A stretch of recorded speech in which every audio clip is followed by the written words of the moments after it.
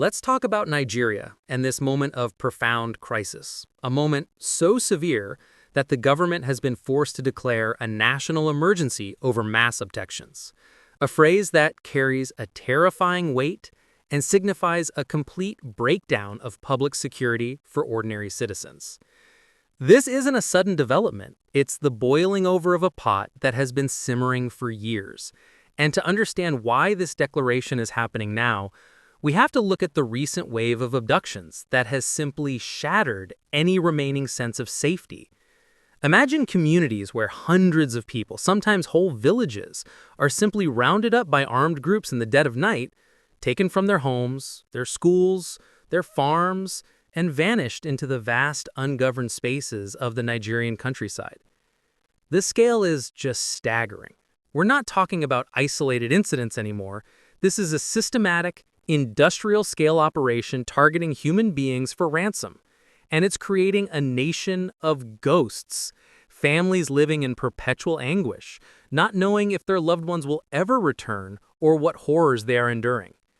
Now, to truly grasp the significance of this emergency declaration, we have to rewind a bit, because the world first took notice with the Chibok girls back in 2014. That was the moment the international spotlight burned brightly on Nigeria's kidnapping problem. But that was primarily the work of the insurgent group Boko Haram. What we're seeing now is different. It's more diffuse and in some ways more insidious. The landscape has mutated. The players have changed. The insurgency in the Northeast created a vacuum and a blueprint for violence.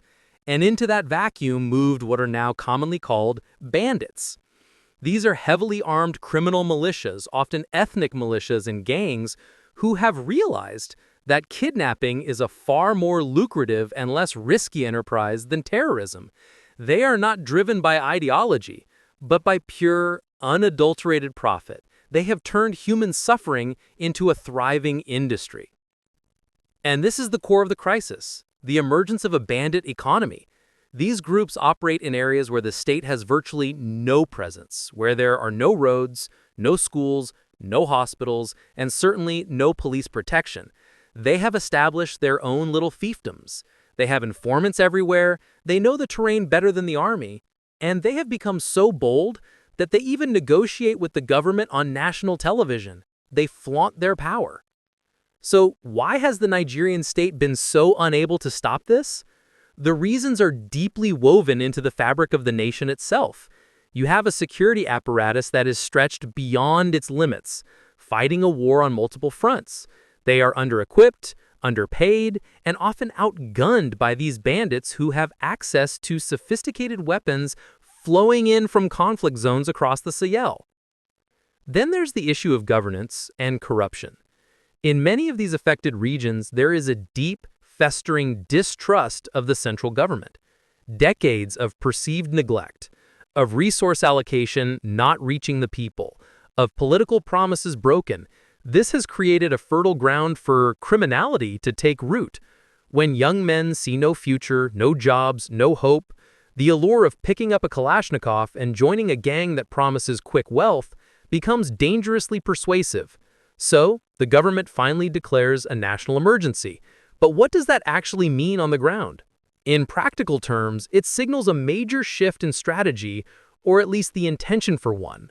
It likely means more centralized command and control over security operations, potentially more funding allocated to the military and police, and possibly even the imposition of curfews or special measures in the worst affected states.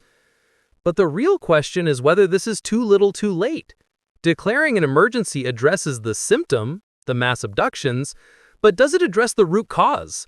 The vast ungoverned spaces, the poverty, the lack of economic opportunity, the flow of weapons, the corruption that allows this to fester. A purely military solution has been tried for years with limited success. These bandits melt back into the local population. They are a ghost enemy. The human cost of this is almost immeasurable. We're talking about a generation of children traumatized, education disrupted because schools are being targeted, farmers too afraid to go to their fields, which is creating a food security crisis, and a nation living in a state of collective anxiety. This isn't just a security problem, it's a fundamental threat to the social and economic fabric of Nigeria. The road ahead is incredibly difficult. The national emergency is a necessary admission of a grave situation, but it is only the first step.